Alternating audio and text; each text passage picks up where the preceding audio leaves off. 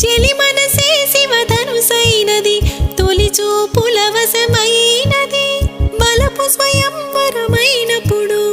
గెలువనిది ఏది ఒక బాణం ఒక భార్యన్నది శ్రీరాముని చిరయసమైనది శ్రీవారు ఆవరమిస్తే సిరులన్నీ నావే తొలి చుక్కవు నీవే చుక్కాడివి నీవే తుదిదాకా నీవే మరు జన్మకు నీవే